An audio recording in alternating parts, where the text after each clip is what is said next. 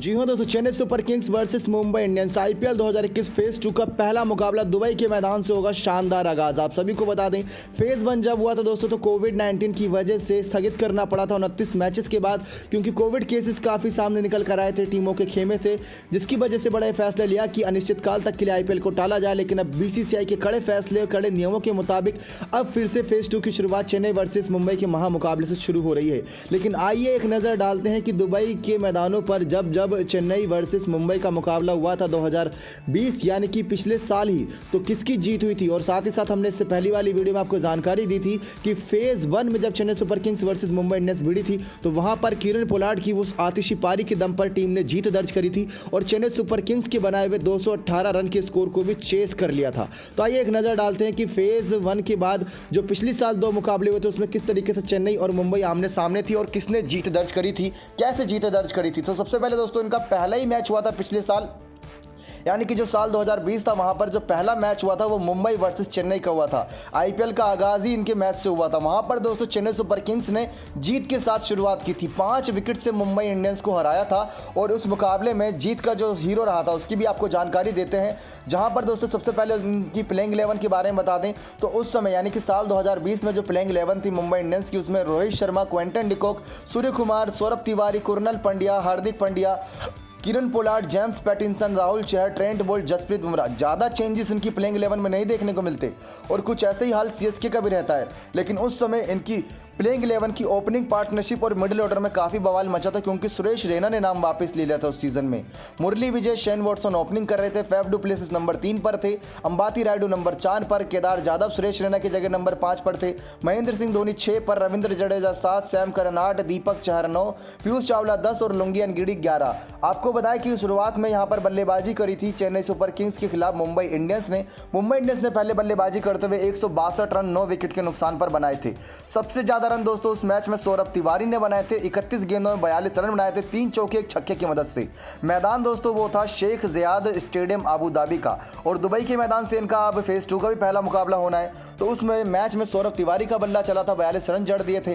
Quinton de Kock ने भी 20 गेंदों में 33 रन की पारी खेली थी, जिसकी बदौलत दोस्तों टीम का स्कोर आगे बढ़ पाया था। Kieron Pollard 18 run, Hardik Pandya 14, Rohit Sharma 12 run और रोहित शर्मा को रोकने का काम पीयूष चावला ने किया था, जो इस बार दोस्तों कहीं ना कहीं मुंबई इंडियंस के पास ही है। तो एक ये बड़ी रणनीति है। लेकिन अगर देखा जाए उस मुकाबले में सबसे शानदार गेंदबाजी लुंगियन गिडी ने की थी, क्योंकि दुबई के मैदानों पर तेज गेंदबाजों को मदद मिलती है। 4 ओवर में 38 रन देते हुए 3 विकेट लिए थे। दीपक चहर ने 2, सैम करन ने 1, पीयूष चावला ने 1 और रविंद्र जडेजा ने भी 2 विकेट लिए थे। किसी के बीच पार्टनरशिप नहीं पनपने दी थी, जिसकी वजह से दोस्तों 162 के स्कोर तक पहुंच गई थी 9 विकेट के नुकसान पर मुंबई इंडियंस। लेकिन अब बारी थी चेन्नई सुपर किंग्स की, वो चेज ऐसे कैसे करती है, क्योंकि मुरली विजय फॉर्म में नहीं थे, शेन वॉटसन भी कहीं ना कहीं पिछले कुछ सीजन से आईपीएल तो खेल रहे थे लेकिन ऑस्ट्रेलिया की तरफ से मैचेस नहीं खेल रहे थे, तो बल्ला इनका शांत था। लेकिन जब मैदान पर आए यहाँ पर चेन्नई सुपर किंग्स के धुरंधर, तो मुरली विजय और शेन वॉटसन का विकेट लेने में ज़्यादा टाइम नहीं लगा। मुंबई इंडियंस के 2 तेज तर्रार गेंदबाजों को, जेम्स पैटिंसन और ट्रेंट बोल्ट को, उन्होंने दोस्तों दोनों ही बल्लेबाजों को मैच 6 रन के निजी स्कोर पर चलता कर दिया। 5 रन पर चेन्नई का पहला विकेट शेन वॉटसन के रूप में गिरा और 6 रन पर मुरली विजय के रूप में गिरा।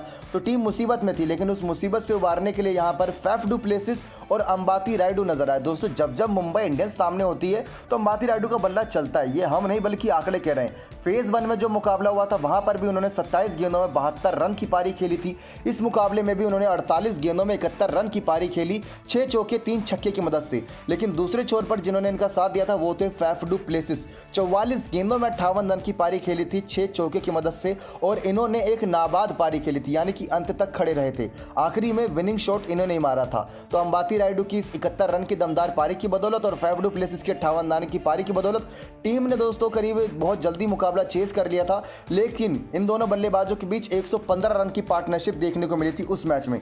रविंद्र जडेजा ने 10 रन बनाए थे, सैम करन ने 18, महेंद्र सिंह धोनी बिना खाता खोले खड़े थे और टीम ने 166 रन बनाकर 5 विकेट के नुकसान पर 5 विकेट से पहला मैच जीता था आईपीएल 2020 का, जब मुंबई उनके सामने थी दुबई के मैदान पर। उस मैच में दोस्तों पांचों ही गेंदबाजों के खाते में एक एक विकेट गई थी। Trent Boult, James Pattinson, Jasprit Bumrah, Krunal Pandya, Rahul Chahar, इन पांचों गेंदबाजों ने एक एक विकेट लिया था। लेकिन आखिरी ओवर की दूसरी गेंद पर ही 19वें ओवर की दूसरी गेंद पर इस मैच को चौका छक्का मार के जीत दर्ज करी थी चेन्नई सुपर किंग्स ने। तो ये तो हो गया दोस्तों पहला मुकाबला। आप जानते हैं यूएई के मैदान पर जब ये टीम दूसरी बार भिड़ी थी तो वो मैच नंबर था 41, तब किसकी जीत हुई थी। अब वहां पर दोस्तों मैच नंबर 41 में हमें देखने को मिला कि चेन्नई सुपर किंग्स बुरी तरीके से पिटती नजर आई थी, क्योंकि शुरुआत में हमने आपको बताया कि सुरेश रैना ने नाम वापस ले लिया था। कई और इनको यहाँ पर बड़े बड़े झटके लगे थे। ओपनिंग पार्टनरशिप डामाडोल थी, कोई भी यहाँ पर ओपनिंग में ज़्यादा साथ दे नहीं रहा था। शेन वॉटसन ने भी यहाँ पर नाम वापस ले लिया था।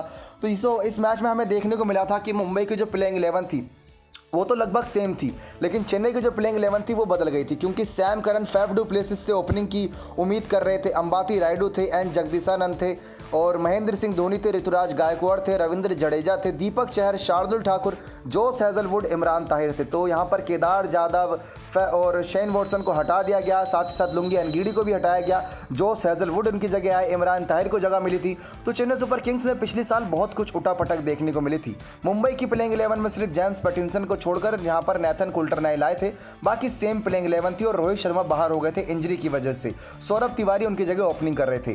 तो इस मैच में दोस्तों चेन्नई ने पहले बल्लेबाजी करी थी। शारजाह क्रिकेट स्टेडियम था ये, और इसमें तो बड़े स्कोर बनते हैं, लेकिन इस मुकाबले में सिर्फ 114 रन बना पाई थी Chennai Super Kings. Match number था ये 41।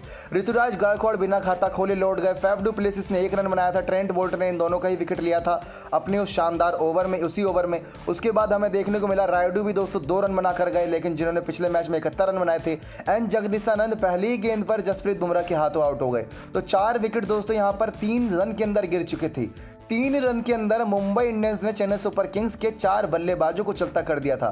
उसके बाद दोस्तों यहां पर धोनी आए थे ऊपर बल्लेबाजी करने के लिए, जिन्होंने 16 गेंदों में 16 रन बनाया, लेकिन वो भी ज़्यादा देर तक टिक नहीं पाए। रविंद्र जडेजा दूसरे छोर से 7 रन बनाकर ट्रेंट बोल्ट के हाथों आउट हुए। सैम करन ने दोस्तों यहां पर एक पारी को संभाला था। उन्होंने 47 गेंदों में 52 रन बनाए थे। जब बड़े से बड़े बल्लेबाज फेल हुए तो सैम करन ने 47 गेंदों में 52 रन बनाए, 4 चौके 2 छक्के की मदद से। ट्रेंट बोल्ट ने इनका जब विकेट लिया तब दोस्तों वो कुछ आखिरी ओवर था और आखिरी ओवर की आखिरी गेंद थी, तब तक ये अपना काम कर चुके थे। इनको किसी का साथ नहीं मिला। दीपक चहर ने दोस्तों यहाँ पर 11 रन बनाए थे और ताहिर ने भी 13 रन की पारी खेली थी, जिसकी बदौलत चेन्नई सुपर किंग्स 114 रन तक पहुंच पाई। अगर सैम करन की वो पारी नहीं आती तो कहीं ना कहीं 80 रन पर ही सिमट कर रह जाती चेन्नई की वो पहली पारी। उसके बाद दोस्तों हमें ये देखने को मिला कि जो गेंदबाजी रही थी उसमें ट्रेंट बोल्ट ने 4 ओवर में एक मैडन ओवर डालते हुए 18 रन दिए और 2 विकेट लिए। बुमराह के खाते में 2 विकेट गया, राहुल चहर ने 2 विकेट ली, नेथन कुल्टर नैल ने भी 1 विकेट लिया। अब मुंबई इंडियंस की बारी थी चेस करने की। तो चेस करने में दोस्तों यहाँ क्विंटन डिकॉक और ईशान किशन का हाथ जम चुका था। पूरे सीजन में 2020 का खिताब मुंबई इंडियंस ने जीती थी दिल्ली कैपिटल्स के खिलाफ फाइनल में, और क्विंटन डिकॉक ने दोस्तों जब 114 रन चेस करने के लिए उतरे तो ईशान किशन और क्विंटन डिकॉक ने अकेले ही जिता दिया। 10 विकेट से ये मुकाबला जीता था। जहां पहला मुकाबला चेन्नई ने 5 विकेट से जीता तो दूसरा मुकाबला मुंबई ने आमने सामने आए तो 10 विकेट से जीतकर हिसाब चुकता कर दिया। 37 गेंदों में 46 रन की पारी क्विंटन डिकॉक ने 5 चौके 2 छक्के की मदद से खेली। 37 गेंदों में 68 रन की पारी 6 चौके 5 छक्के की मदद से ईशान किशन ने खेली। 12वें ओवर की दूसरी गेंद पर यह मैच कर दिया था खत्म, क्योंकि ये मैदान दोस्तों अच्छा है बल्लेबाजी के लिए, लेकिन ना जाने सीएसके की प्लेइंग 11 को क्या हो गया था। या शुरुआत में बल्लेबाजी करनी इनकी दिक्कत रही थी, और यहाँ पर अगर बात करें टॉस की तो मुंबई ने टॉस जीतकर पहले गेंदबाजी चुनी थी। कोई भी गेंदबाज सफल नहीं रहा। 5 गेंदबाजों का इस्तेमाल किया था धोनी ने, और 10 विकेट से मुंबई ने यह मुकाबला अपने नाम कर लिया था। ईशान किशन की यह दमदार पारी थी। इसी वजह से T20 वर्ल्ड कप की स्क्वाड में भी इनका नाम सामने आया, क्योंकि लगातार ही अच्छा कर रहे हैं ओपनिंग में भी, और मिडिल ऑर्डर में तीसरे चौथे पर भी आए तो भी अच्छा कर देते हैं। तो इसी वजह से दोस्तों मुंबई इंडियंस इतनी दमदार टीम है कि चाहे कोई भी बल्लेबाज सामने आए अच्छा करके दिखाता ही है। लेकिन क्या आपको लगता है कि पहला मैच जिस प्रकार से मुंबई ने जीता था पोलार्ड की पारी के दम पर फेज 1 में, तो ये फेज 2 का पहला मुकाबला आज जो होने वाला है उसमें दोस्तों चेन्नई सुपर किंग्स पलटवार करेगी या नहीं? कमेंट में यस या नो के साथ आंसर जरूर दीजिएगा। आपकी फेवरेट टीम कौन सी है ये भी बताइएगा। नेक्स्ट 9 स्पोर्ट्स की रिपोर्ट।